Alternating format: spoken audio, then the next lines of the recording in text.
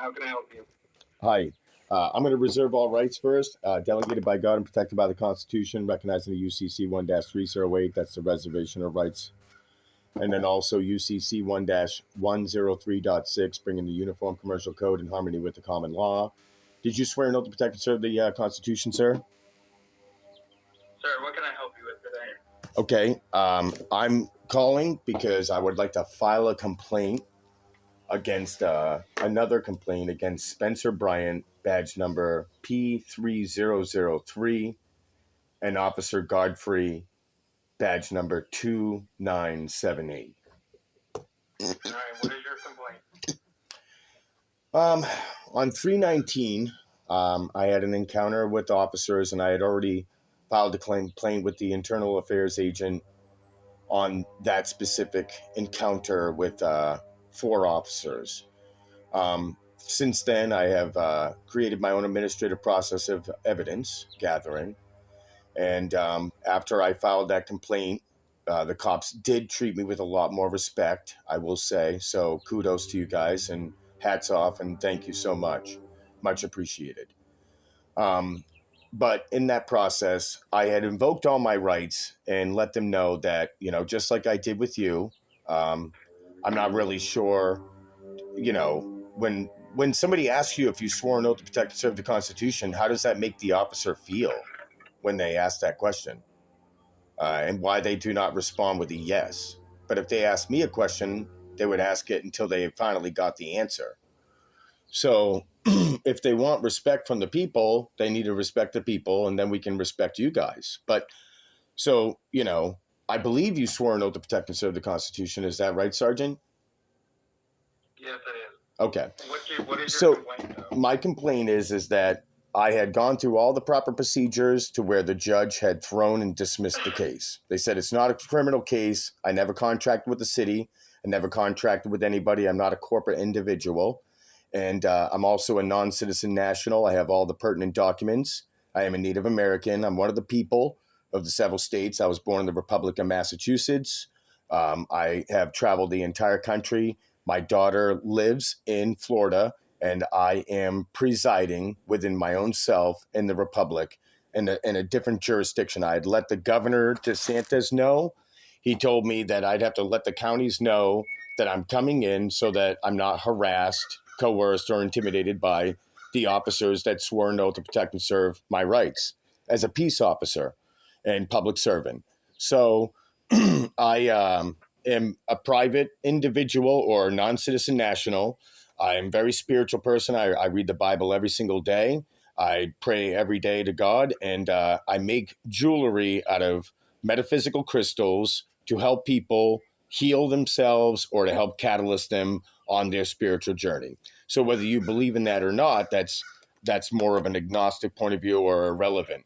So I go multiple different places of where the spirit tells me to go. So I ended up in St. Augustine, and on one occasion, I was selling, or at least set up and trading, selling, however you want to use the phraseology, of basically on St. George Street.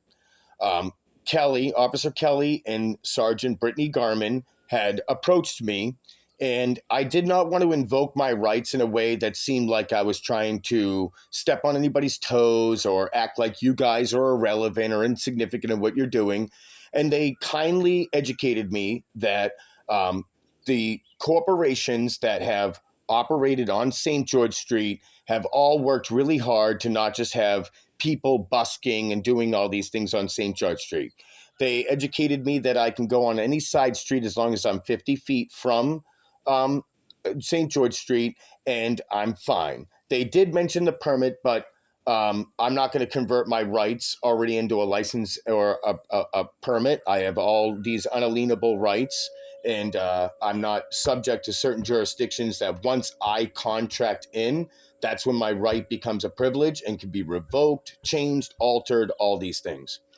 But and I'm a living man. I'm not within that jurisdiction, and I choose not to do any kind of contracting. We have, under the Declaration of Independence, governments are instituted among men to secure those rights. It's through the consent of the governed. Also, the 13th Amendment, nor slavery nor involuntary servitude shall be prohibited except for a crime. So can't convert a right into a crime, um, and then turn around and then try to make me a slave or an involuntary contract. So, but on that day, I chose to respect Brittany and Officer Kelly. And I decided I'm going to go on Hypolita because they told me that I could not take up more than the sidewalk, and I had to at least have 3 feet in front of me. So on Hypolita, there's a section where there's a bench and a trash can that it looks like some people can go and sit down and relax. So I figured, you know what?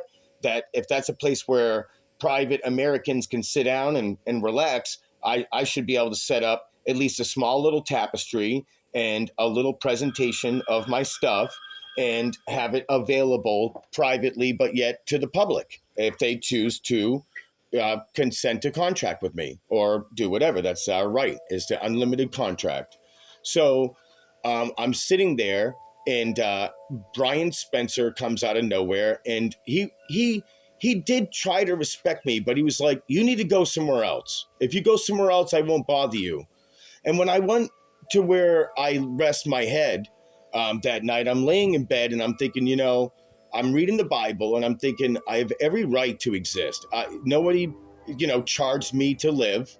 Nobody charged me to become a jeweler. When I started to do jewelry, it was because God gave me that skill, that I have that skill and that right to do that. There was no license or permit. And so I started to think that if he could kick me around like a can from one end of the town to the other, then he'll do it again and again and again. So I decided, you know what? I have every right to be there. So I didn't show up because I don't show up every day. Like I said, I meditate and pray all the time. And then sometimes the Spirit will tell me to go out there and go where I need to go. So I went after St. Patrick's Day, 2 days. And then there's Brian Spencer. And he comes up, and this time he's not happy. He's hostile, in a way, more aggressive. He's exercising his authority. He's flexing his authoritative muscle, and it did intimidate me. And he says, "You're back." He's like, "What are you doing here? I thought I told you not to be here." And I said, "I have every right to be here." So then all of a sudden, out of nowhere, here comes Brittany Garman, Tim Corporal, and another officer. And they start asking me what's going on. Well, I carry the Constitution with me everywhere I go. I got the Bible. I have all my pertinent, lawful, legal, true documents that I'm not on the maritime jurisdiction or admiralty. I'm not. So that's usually where penal codes or any kind of civil law or commercial law is being treated as though we're vessels. And that means that there's pirates trying to claim that they own my ship, and that they want to create liens against my ship in the form of citations and all these things. Well, when you're a national, you're brought back on the land and the sea. I mean, you're brought back on the land and soil jurisdiction. That's why now I'm protected by the actual Constitution, because it's the law of the land. I also invoked, there's a J treaty, so on 319, I tried to tell them that I want to be a police officer. Okay, because I wanted to be a game warden. They said that I had to be a police officer before I could be a game warden.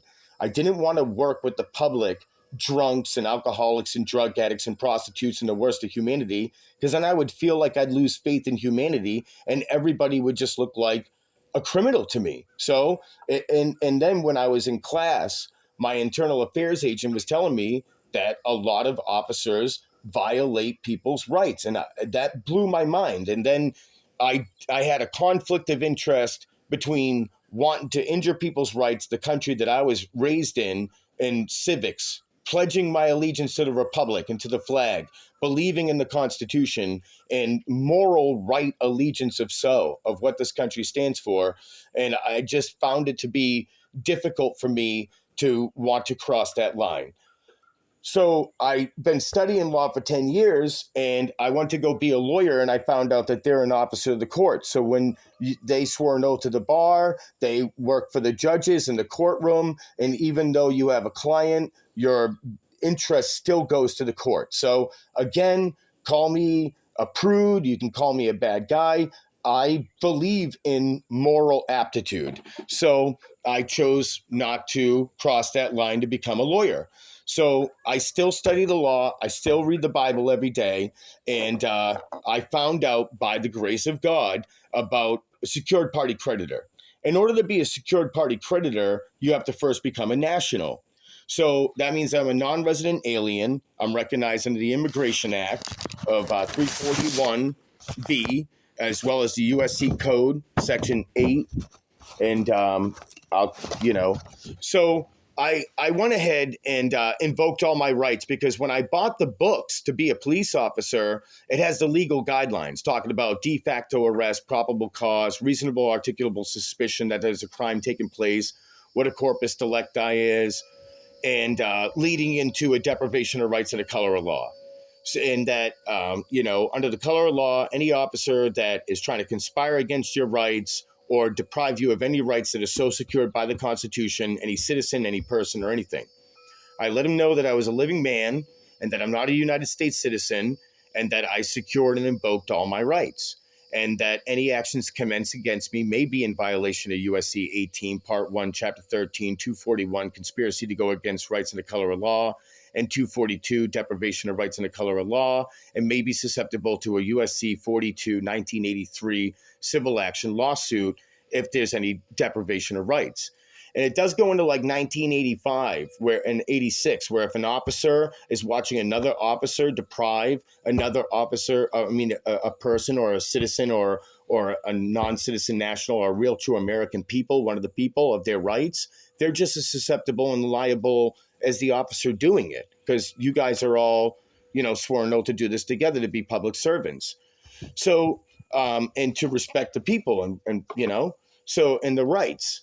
And it's not that you can give me rights, you just respect them, acknowledge them, enforce them. So anywho, she turns around, she's like, you know what, you need to pack up and get out of here. So I was afraid for my life at that moment. I didn't know what was going to happen. So I started to pack up and then Brittany's like, give me your name. Well, my name's copywritten. I went out of the way to copyright and protect my name. It is recognized under USC 17 Statute 501. You'll find copyright infringements and remedies. And so that's now private property. I actually went out of my way to gain back my name, my status, and I own my actual estate or vessel, and I own both names. I own not only my common law name that was created out of my birth certificate, my live form birth record, but without my benounced and knowing, they created out of forgery a counterfeit me under an ens legis. An ens legis is a creature of law, and they bifurcated my name, and they gave me a corporate style name without me knowing it, and also a birth certificate. And so I gained under Minnesota Rule 220, I'm now the guardian and owner of my own birth certificate. And I also own the name Seneca Lee Siebert. So it's protected under the Fifth Amendment as private property. And you can't use private property for public use without just compensation. So I'm trying to let them know that my name is copywritten and I'm not going to give it to you, especially if I haven't really committed a crime. Well, she placed me under a de facto arrest immediately. She said, you're under arrest. They literally forced me to sign a ticket and a citation. I came in. I can't remember the exact day. Actually, I do have it written down right here. So it was, what day was that? I came in on, here it is right here. On Tuesday, April 2nd, 2024, to file a complaint and to request the body cam footage of all the officers on the scene. And I can't remember the internal affair agent's name, but he said, I'm going to go over everything. I'm going to make sure that they didn't violate their policy because I'm not under your policy. I'm not the police department. That'd be like me going to Walgreens and buying a pack of cigarettes and they're saying, I need to scan your ID. And I say, no, it's a violation of my Fourth Amendment. And they say, it's our policy. Well, where did I sign into the policy? I'm not under your policy. That's you under your policy. So it's the same thing here. And then he said that he was going to investigate and make sure that they, all things pronounced to them was not in a violation of those rights and all things were under dispute. Well, I never heard back from the officers. I went back to the same spot because under the due process clause, until there's a trial or a hearing or whatever, business can carry on as usual, okay, until I'm found actually guilty. So in the process of my administration, in my administrative process of gathering evidence and creating it and turning it into the clerk of courts, they told me that the city of St. Augustine, because I called the city of St. Augustine, and under the due process clause, if a license or permit ordinance was not written in coordinates from the actual legislator, then it's not really constitutional, because in Article 1, Section 8, Clause 3, and also 18, legislation has all right over cases within the District of Columbia. And this is where they got the statutory laws within each state for U.S. citizens and within those statutory preliminaries. But then when it comes down to ordinances, if just because it looks like law doesn't mean it's law when it's under the color of law. And so I'm not subject to those ordinances. I'm not contracted with the city. I'm a non-resident. I'm a non-citizen national. I'm not in the jurisdiction of the United States, Inc., which is under USC 28 300215A. United States means a federal corporation. I'm not a 14th Amendment citizen. I am one of the people of the several states. And so therefore, I'm invoking my rights under the Republic and under the common law. And as long as I walk righteously and respect you guys' authority, all political authority is also inherent in the people. So there's a line drawn in the sand, and I respect that. I respect my government, and I respect police officers. So, and the courts. So they dismissed the case. They said it was a non-criminal violation. Whatever reasons, the judge decided to dismiss the case. So I looked at that as, you know what, these guys are great. I'm not going to retaliate. I believe in the Christian principle. If you trespass against me, I forgive you. And I ask the Lord to forgive you guys for trespassing against me. And if I trespass against you, I'm sorry. But I never trespass against anybody. But the officers did trespass against me. And even though they dismissed the case, I could have filed a lawsuit then against the city and the officers. And I chose, I'm not going to do that. I'm going to respect them as I hope that they respect my rights and who I am as a private individual. We have private individual rights. And so I'm not the same as everybody, even though we're all created equal. My conscientious self is aware of these things. So therefore, because I'm aware of these things, I have the right, other than other people that are not conscientious aware of these things. They don't know these things. So how did they have that right? It's not inherent in them. It's inherent in me. So I'm here standing on my rights. So within the level of me having that case dismissed, I went back where I was as one of the people, a part of the Republic of Florida, standing on the common law, and in the public, which in my Black's Law Dictionary, public is owned by the people, and I'm exercising my rights as one of the people. And then I'm starting to think that Bryant Spencer does not like me. He says he has nothing personal against me, but him and Officer Godfrey on 4/27/2024. So now this is where the complaint's coming in now, of concurrent right now today. Officer Godfrey came out of nowhere. I invoked all my rights. I have it recorded. I also have all the documents on me and everything, and I showed him all those documents. And, my affidavit of status, my affidavit of guardianship of my own self, and also an affidavit of reservation of rights. And then Bryant Spencer comes on the scene. Now, I do respect you guys. It's not an easy job. I watch murder trials all the time, and I know that, it takes one officer to find somebody that can lead to a major conviction and taking real hard-earned criminals off the streets. So we need you guys as much as you do need us in ways. Without the criminal, there would never be the good guy fighting the good fight. But I'm not a criminal. I never broke any laws. There is no corpus delicti. And I invoked all rights, engaging with the policy enforcer or the peace officer or the agent. If you just said that you did swear an oath to protect and serve the Constitution, so you're a peace officer to me. So you're operating in peace. I explained to them that the city had dismissed the case. Well, they said that every time they see me, they're gonna continue to issue out a citation against me. Well, that is harassment, and that's trying to coerce me or bully me or intimidate me into some form of compliance when, again, I'm not going to consent. And this is no tacit agreement, no acquiescence, and non-assumpset, which means if all So if they dismiss the case as a non-criminal case, and then it goes into where it must be a civil, this means that it's going back in a commercial and contract. I do not consent. I'm not contracting with you guys. And so that in the commercial term, it's non-assumpset. So within the law, and I've already reserved all rights. Well, he then, and I let him know that not only do I not contract with you guys, but if you look up Florida Statute 2.01, Florida is a common law state. And I told him that under the Jay Treaty of 1794 is the right of Americans and Native Americans to do private commercial activity as well as traveling internationally without being fettered by municipal agents or officers or your government.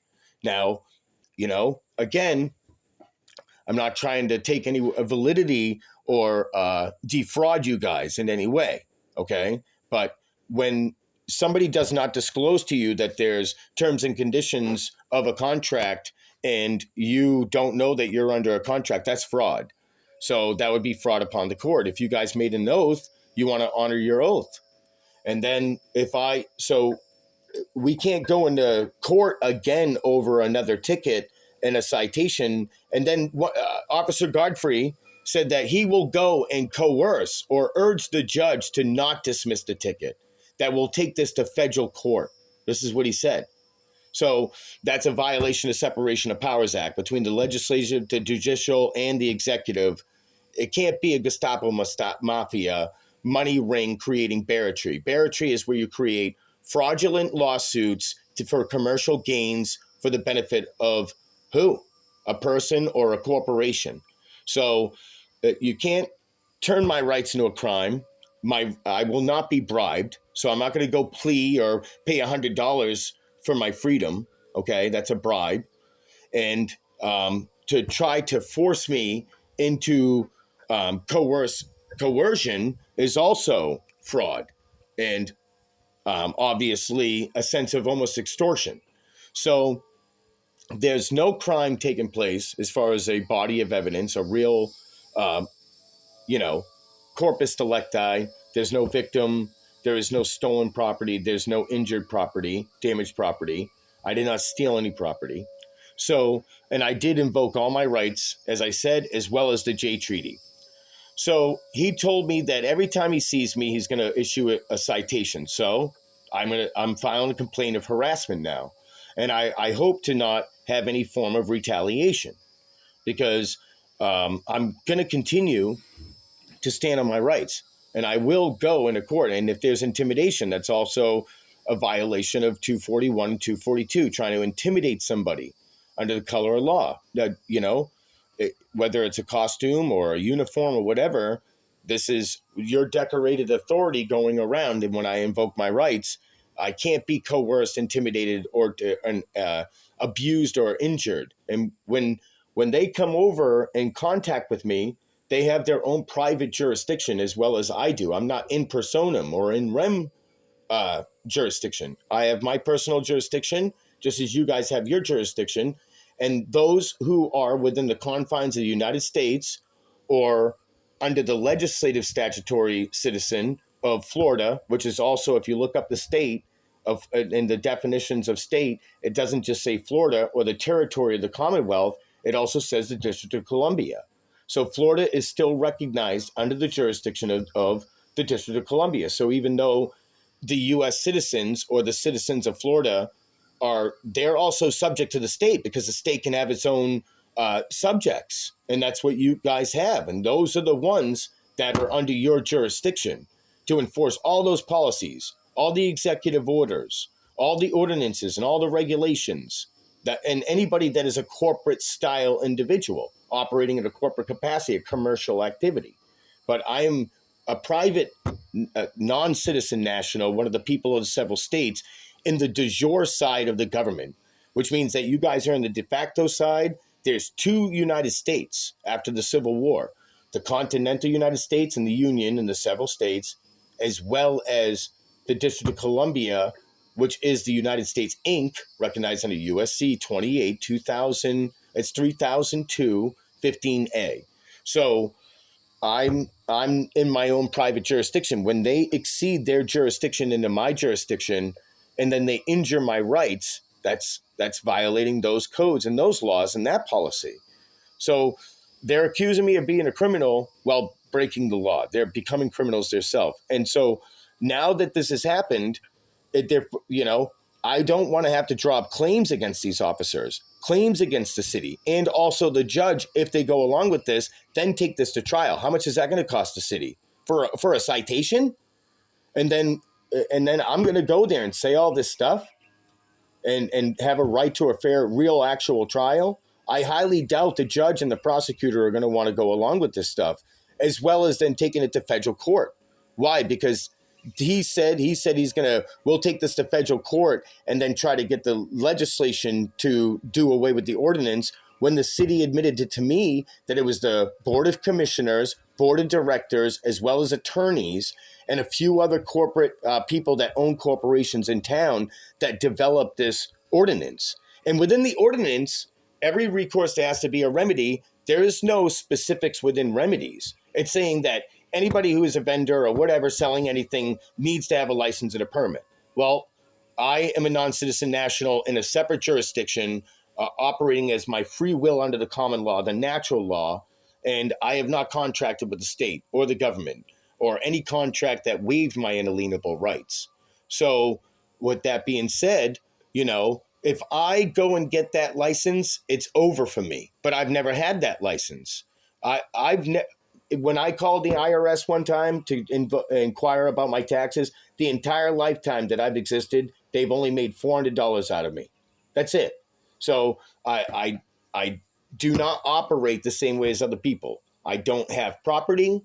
I'm not a resident here. I'm not a U.S. citizen. And my government was created for me as a trustee, and I would be the creditor and the beneficiary. And we have a right, because our government was created in benefit of us. And I have a right to life, liberty, and happiness. So to me, these officers have exceeded now from a ticket that was already dismissed from the court, trying to snowball me now into going to do this again, that now not only will I have the same evidence as before, but now I'm going to go in there with claims. And when you file claims, if the case gets dismissed or whatever, and all the liability will be on these officers. And I don't want to sue the city, is what I'm trying to say. But I'm filing a complaint to save myself, because this is what you do in those actions to start creating a lawsuit. So in honor of these officers, honoring their oath, honoring to not fraud the system and defraud the courts, I strongly suggest we don't pursue this. Because if we do, I don't believe in revenge. I already had to face that inside myself. The vengeance will be thy Lord's. But I am not an enemy to you guys. And what you're showing me is you're an enemy to the people. And I even asked them, are they a foreign agency? Do they work for the people, or do they work for a foreign agency? Who do they work for? And so, I get it. There's a bad rap for cops. And a lot of people hate the police, man. And I refuse to join that line. So I'm letting you know that I am declaring peace. And I come in peace. I'm a non-resident alien, non-citizen national. I'm not a U.S. citizen. I'm not within your jurisdiction. If I ever hurt anybody, damage any property, you have every right to put those cuffs on me, and I'm willing to suffer the consequences. But under the civil procedure, that's a contract. I never contracted with you guys. Equity. So there's 3 jurisdictions: criminal, equity, and civil, and then maritime and admiralty. Well, they enveloped and wrapped up law and equity together, making all law commercial, and is under the law on the sea, the law of the sea of maritime and admiralty. I'm back on the land and soil. So that means that if the Constitution's the law of the land and you swore an oath to protect and serve that, with all respect, I ask of you to respect my rights and to protect them, please, and enforce them. And where there's a right, there's a remedy. And I said all this in the recording with the officers. And by the way, I'm letting you in full disclosure, this call is being recorded too as evidence. So I'm creating an administrative process of evidence of discovery so that when I go see the judge and I'm going to plea and demur, I'm going to let him know the status, standing, nature of cause in the crime, jurisdiction, challenge jurisdiction, then going into the nature and the cause. Is this a criminal jurisdiction or is this a civil? If there's criminal, that means that we have to move the court into the common law. And also that I have a right to face my accusers and my witnesses, and the state can't be the victim. The state is a fictitious entity in a corporate style capacity, but it is sovereign in its own way, and it has its own subjects. I am a non-citizen national, one of the people of several states, and I believe it's the 10th Amendment. The powers not delegated to the United States by the Constitution nor prohibited to the states are reserved to the states respectively or to the people. So without the people, there would be no state. Without the state, there would be no people. Does the state have more authority than the people? We elect our representatives. All political authority is inherent in the people. So, I'm essentially filing a complaint now for harassment, and it seems to be that, is this a form of retaliation? Is this trying to coerce me or intimidate me? Or do you guys equate violence and coercion with consent? And so I do not consent, no tacit agreement, no acquiescence. Give me liberty or give me death. I stand on my republic. I stand on the republic. So I am filing a complaint against these officers for harassment and to not recognize that the ticket that or I would say uniform citation has been dismissed. And it seems to be that now they're trying to harass me. And they said that they're going to do it. Every time they see me, they're going to issue out some kind of summons or a suit against me. It's basically a lien against my rights. And then he said that he's going to go and try to coerce the judge. So that's on his body cam footage. And, to me, that is a mafia, violation of Separation of Powers Act. And, I believe the recent one is 2022 of when they revised the act.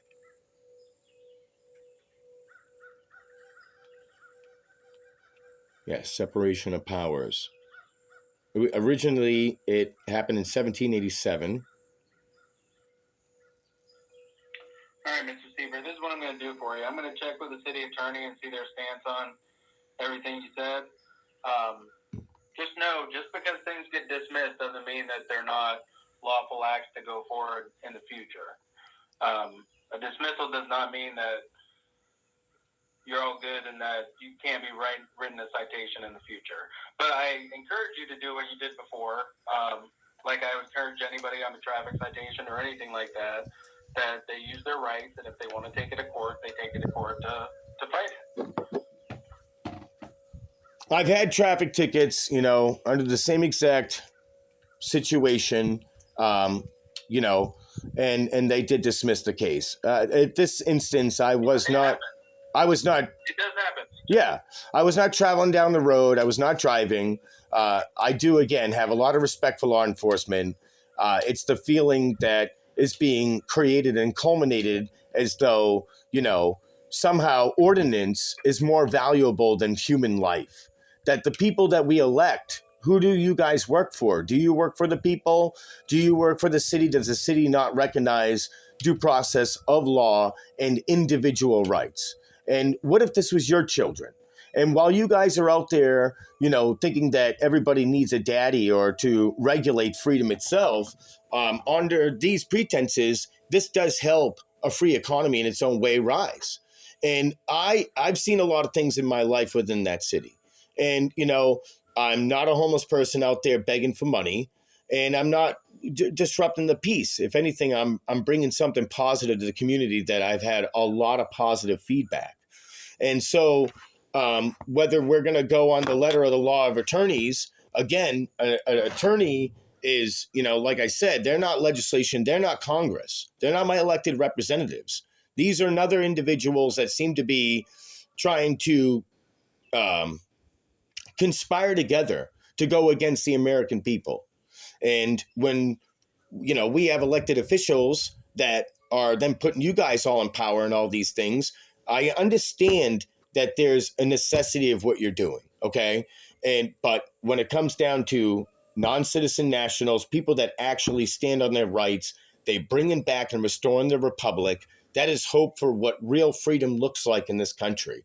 So ordinances or things under the color of law don't stand on law, and those are federal crimes. Those can be brought into federal courts, and then that's how these lawsuits happen. And again, you know, I understand, what I I'm trying to understand and respect what you guys do and say, as well as respecting the foundation and the fundamentals of what this country is. That there was responsible people at one time. The baby boomers, they had more freedom. I had more freedom before 9/11 than I do now. When COVID hit, I chose to rebel. I stepped out of the system. I got fired because I would not accept a jab. I did not accept the mask. I went my own way. And so I looked at it as, you know what? My society does not want me. And that's okay. That is okay. But I have God-given rights, and I'm going to stand on them. You guys can take whatever you want from me. But I will do this every single day. This is what I do, is I read the Bible, I study law, and I make jewelry, and I pray all day long. And so to me, this is becoming more prejudicial. Just because a judge dismissed the case, that means that there was no standing. There was no nature and cause. How do you Absolutely does not. how do you believe that there was standing? It happens all the time that they dismiss it for various reasons. So as an officer, do they ever tell you that they dismissed the case and why?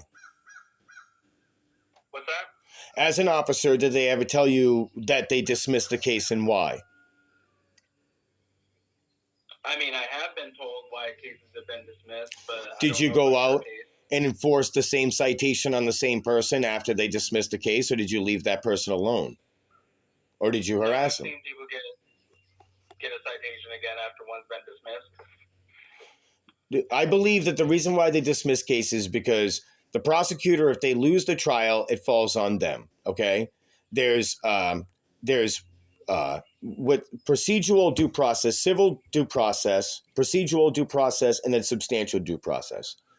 So if the individual is going in pro se, pro prior persona, he can move the court into special proceedings and go into a common law court and challenge the jurisdiction of it. And then within the due process, he has a right to go through the rules of procedure, which is not recognizing case law and necessarily the details of the evidence, but we'll go more in towards the rules of the court and the ordinances and then try to give you a kangaroo court. Substantial due process is where they allow you to go into a common law or at least evaluate all the facts of the evidence. And then if it goes to a trial, this is where I get to actually start to communicate my part and bring up many different depths of, personability within the charges, okay? And then now it's the right is the people who decides. So it will always be the people from the beginning of the case all the way to the end of the case.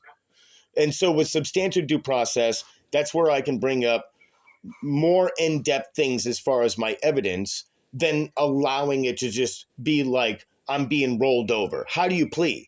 Well, I don't think a lot of Americans know about a writ or a motion of demur or a quo warranto or a writ of certiorari.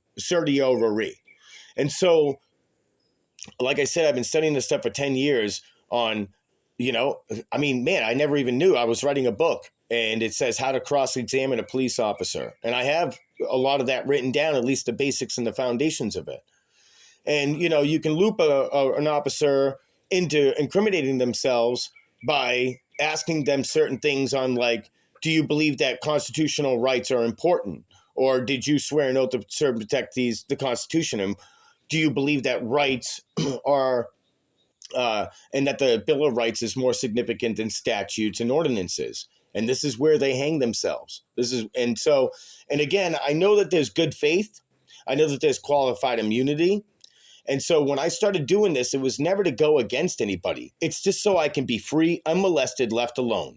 When I found out about concentration camps and FEMA and, the New World Order, I'm not going to lie, it made me freaked out. And I got a daughter, but I wanted to go through all the proper channels to become free and not be fettered and be molested and constantly harassed by the public officials that swore an oath to protect and serve us. We once had public law. Now we have public policy.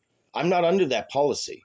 And so when I go to the judge, I'm going to let him know, and bring up all the case law to back up everything I'm saying, as well as, and I'm staying away from statutory. I'm going more towards the common law. And where there's a right, there's a remedy. And so the judge can be in favor of the officer based off good due diligence and good faith, but not if there's fraud being acted. And you guys, when he said that he had a right to go and pursue the judge to go against my own rights and to not dismiss this ticket, how is that not colluding and conspiring? That is literally the definition of conspiring. And so, I watched the body cam, and I think what he was getting at was he was going to make sure he went and made his case so that the case wouldn't just get dismissed. Because, like I said, cases get dismissed for a whole bunch of different reasons, and wanted to plead his side of the case to the judge. So I will conspire against you or anything like but that. that is conspiring. If you were the judge, if you were a judge, and I get it, man. Listen, you know what I think it is that people need to respect that you guys have a muscle and some authority. And so if I'm exercising my rights and standing on that, which has remedy, and I'm a free man, a right of life, liberty, and the pursuit of happiness, as well as private property, and I'm not standing in civil or equitable jurisdiction and am a private American, this could intimidate people. It can make it so that the consistency out there between officers, making sure that things are moving around as natural as what you guys are used to. Again, I did want to be a police officer. Growing up, I met a lot of cops. They were really good to me. They used to drive me around in their vehicle. And, and again, I thought about it strongly. But I respect the Constitution. I respect the corpus juris secundum, which is the body of law. I respect the jurisprudence of this country, which is the system of law. I respect attorneys. I respect the judges. Do they respect our rights? Do they respect us? And this is where, they're under the color of law, even though it looks like it's law, if it's not written up by legislation. And so another thing, so let's say the case didn't get dismissed. We go all the way to trial. That means that it's going to be the state of Florida or the federal government versus Seneca Lee Siebert, okay? And then superscripted copyright symbol with a case number. Let's say I win. Now everybody can use that as a defense to stand on his own rights, okay? Why would they want that? Why would they want any record of that? I'm in the private. You guys are in the public. You work for the public. You enforce public policy. I live in the private. They say that the private and the public can't mix. But if there's not a bridge between us and a certain kind of understanding, there'll always be these levels of where we're, in a sense, going to war with each other. So if I'm operating the public as what I'm owned, and it was common use to both private, pull out a dollar bill. This note it's not money. This note is legal tender for both public and private debts. So that means that we have a right to private and public. So even though I'm standing in the public, I am a private individual. I'm a private American enjoying my free right and exercise of life, liberty, and happiness. And so when I'm out there and not contracting with you guys, it basically says that, hey, you know what? You're what you swore an oath to protect. You're serving the American people, not plebeians and proletariats and I don't like to judge people, okay? There's a castes of people. That means a class of people between middle class, third class, and first class. And your classes are not based off your money and wealth. It's your education. And I obviously have a high regard to the law. And so, that places me on the same caliber. Oh, you know what? I'm going to invoke that right. All are equal under the law. Okay. That means that you have a right of natural law, common law. I know when you swear an oath and to serve, protect certain things, you have limitations. You can't talk about certain things. There's a conflict of interest there, but I can as an American. And those rights is what you fought. People died for our freedoms. And when people are disregarding those rights and what that really means, they're basically spitting in the face of everybody that stood for those fundamental principles. And, as a Christian and a real true American, I will fight the good fight. So if we go to trial, which I think would be a waste of money over this citation, and again, it would lead towards, if it got dismissed, I now have a right to go file a lawsuit against the officers. Why are you guys retaliating against me when you don't want me to retaliate against you? How would that feel? Sir, I don't think what I saw in the body cam wasn't them retaliating against you. It was them continuing to educate you on our city ordinance. Now, like I said before, you have just as much a right as anybody else to fight any ticket or any charge or anything that you have. Like, that's one of the rights we have in this country. Well, I found it. I encourage everybody to, use that right if they choose to do so. But you chose your occupation. Did anybody make you have a license and a permit to be a police officer, or do you believe that was ingrained in your soul that this is what I want to do? I'm sorry, what was that? Before you became a police officer, did you have a right to become a police officer, or did you have to have a license and a permit to become a police officer? You chose this occupation. No, I didn't need a license. I just chose it. Exactly. Did you know that there's case law to back up that you don't need a license to represent yourself or exercise or to, practice law in this country? Okay. They turned it into a practice, but every American back in the day knew the law. They stood in their own ground. They governed themselves. Okay. And so I don't need a license to be a jeweler. It's my right. Jesus Christ paid the price for me to be born. It was only me to accept him, to realize that we all in sin are guilty of breaking the law. So you're no better than me. And whatever you hold over me, you're holding over yourself. And that's the real truth. And your children's children's children, because I face myself inside myself. And I know I'm talking to myself. So I forgive you. But I feel as though there's not, while you're respecting and trying to educate me on the ordinance, I'm telling you that it's unconstitutional. And under the Code of Federal Regulations, Rule 5.1, I've already contacted the state attorney. We had an hour-long conversation to the point when we were done with the conversation, she had nothing to say. And I said, you know what? I feel like I'm a Christian talking to a Muslim, and I'm trying to convert you to my religion, and that you have to believe Jesus Christ is our Lord and Savior. Okay? And you know what? I'm just going to agree to disagree.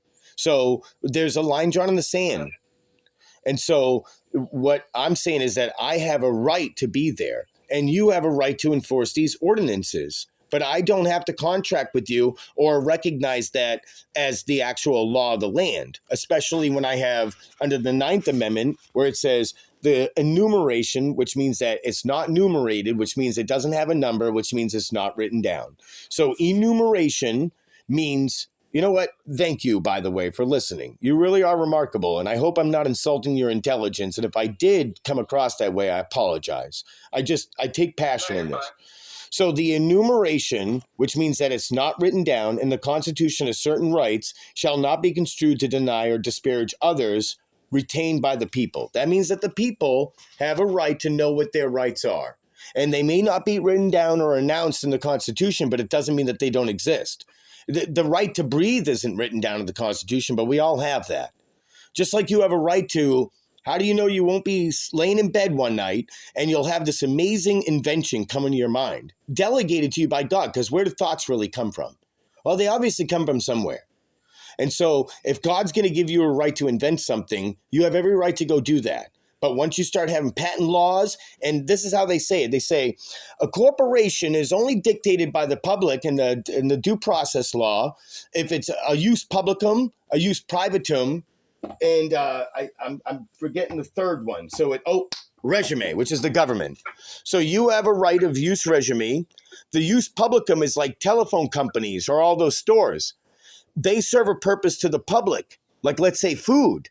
So food has to have certain kind of regulations and limits towards that in the use publicum.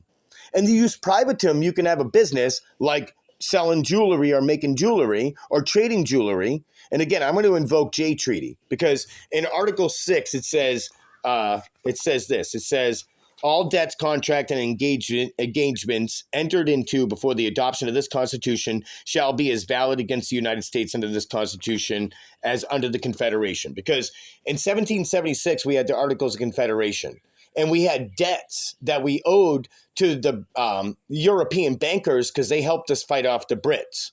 Well, when Abraham Lincoln got in office, we were 70 years in debt. And we now had, instead of 13 colonies, we had 34 republics. And the European bankers wanted to negotiate the loan. They wanted more money and more property. And so Abraham Lincoln, under his office, wasn't going to give up the Union or more republics that had nothing to do with the original debt. So this is how the Civil War really started, was a collateralization of the lands. So it's written in the contract that all the debts before will still stand today. Okay, but we still have the Union. It says the Constitution and the laws of the United States, which is public law, okay, not just statutes, because you can have a statute that's unconstitutional, doesn't make it the law. It just has to be challenged.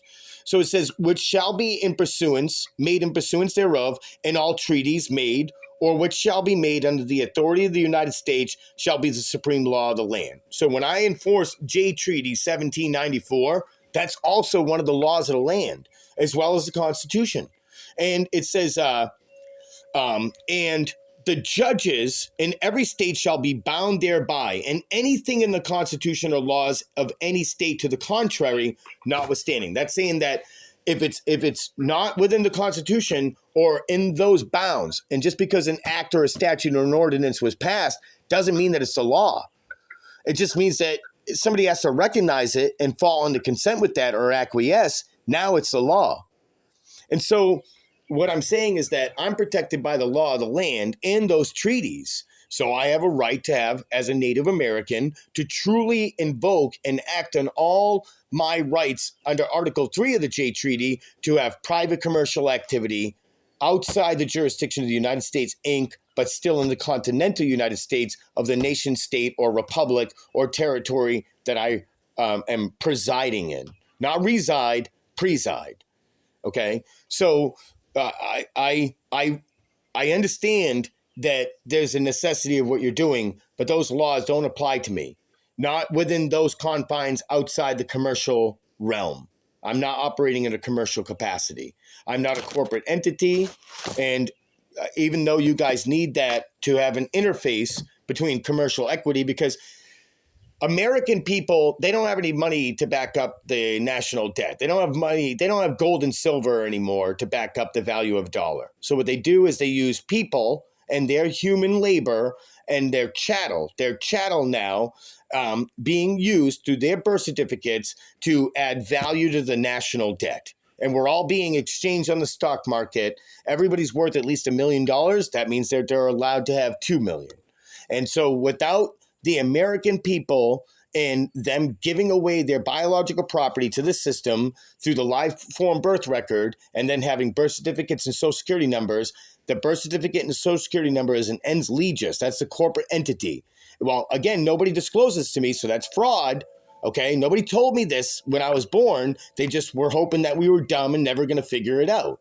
Well, I give all credit and kudos to Yahweh, Yahushua HaMashiach, our Lord and Savior, Jesus Christ. And he's the one who informed me of this through my path and my journey. So they created the ens legis as an interface between one jurisdiction into another. And a charge also falls in the definition of a tax. So registration tax, licensing taxes, all these things, these are also liens against our rights. I know that in the Constitution it says no ex post facto law shall be enacted. An ex post facto law is that if it's legal to chew bubblegum one day, but illegal the next, unless you have a license and a permit, that is an ex post facto law. So again, I'm going to stand on my rights. And yes, you know, maybe the city ordinances do apply, maybe to corporate individuals, but not living men that are within the people of the several states and are the people of the several states within their own private jurisdiction governing their own self. We elected these officials to represent us, not enslave us, especially legislators.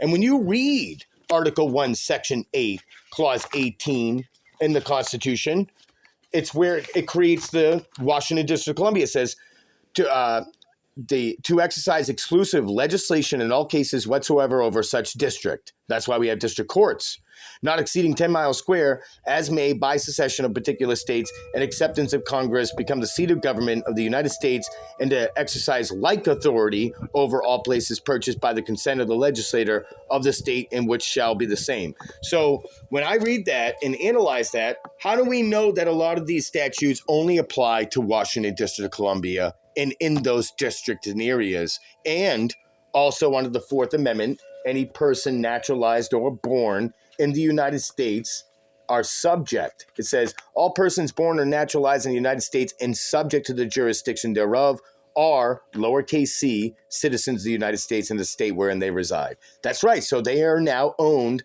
by that state, and they're within that jurisdiction. And so, by God and the graces, Abenaki Native American, born in the Republic of Massachusetts, 1983, lived in Maine most of my childhood, one of the freest states or nation states in the entire country. Okay? Where do you live in Maine? Cornish and Limerick. Oh, okay. Yep, 1772. What's that? I said I grew up in Rockport. No way. Do you miss it? Sometimes. I don't miss the snow, though. No. If I could. The snow, not at all. It is depressing up there. It does, like 9 months of pure cloudiness and cold, and then we get the 3 months of summer, and then back to grueling winters again.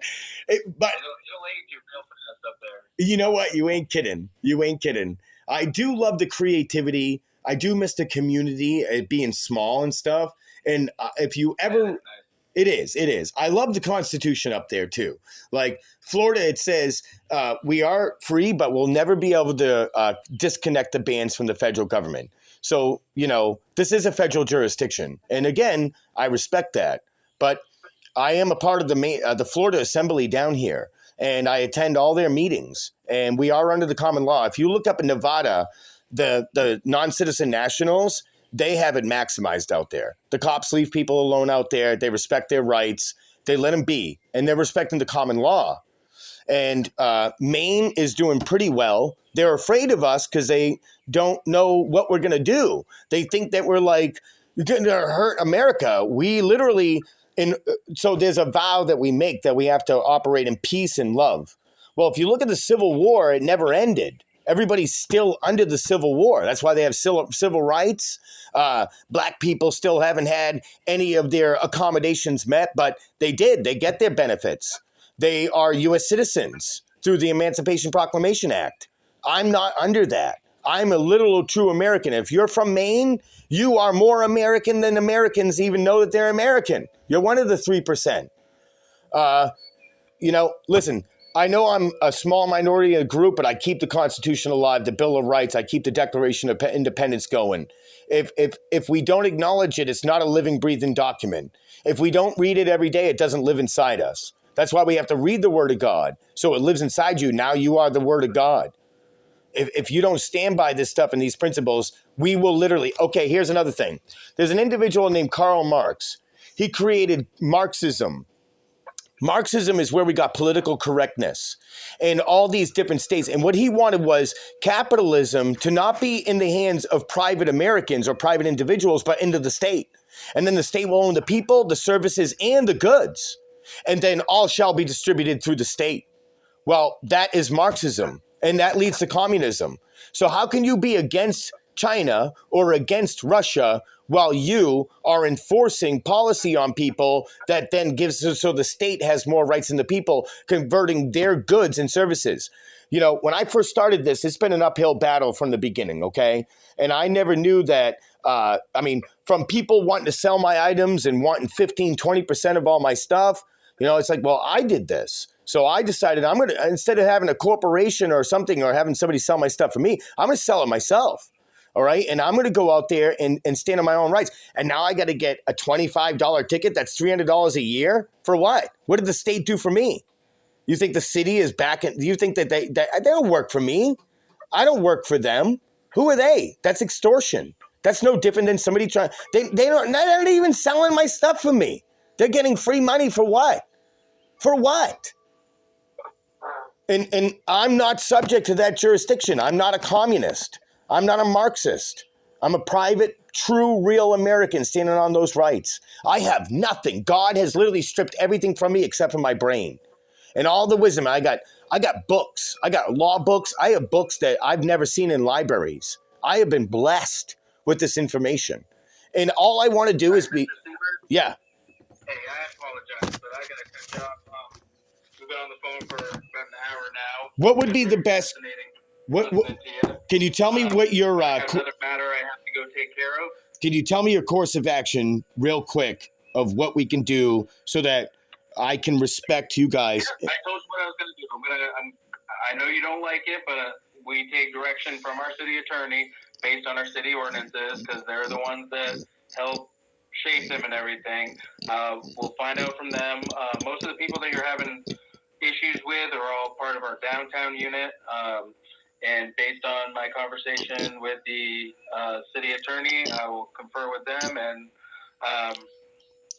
like I said, I can't promise that you're not going to get another citation. But like I said before, if you do get one, you know the course of action of how to deal with it. So, but if they think that anything you're saying is correct and is just, then they'll direct that downtown unit not to bother you about that anymore. That would be a godsend. That's what I would like to see in the miracles of life, is that I'm a free American, native to the land. I don't know when I'm going to die. I just know I'm here now. And I have every right to eat, live, and freely live without any hindrance to my government and constantly harassing me and treating me like a hard-earned criminal. I promise you, I respect you guys, and I have no ill will towards you guys. I'm being from the bottom of my entire being and soul and everything. And I appreciate it. I hope you guys make it home safe every single day. And I prayed for Spencer. I prayed for Mr. Godfrey. I'll pray for you. I really will. And I know that, I'm not trying to sway anybody. This is the real deal. Like, you have children. So what you do to me, you're doing to your children, and you don't even know it. And it may not happen at first, but I'll forgive you inside myself. I'll meet you inside myself as myself. And then when I release it, it'll go back to the universe. And then karma, it's called dharma. Everything you do and put out, it comes back like a reflection of the universe. Every one of your traumas, everything of yourself is all a reflection of yourself. And you're putting it on your kids. And that's the truth. So I bless you, brother. Well, you have a good day and stay safe. Thank you. You too. Take care. All right. Bye. God bless.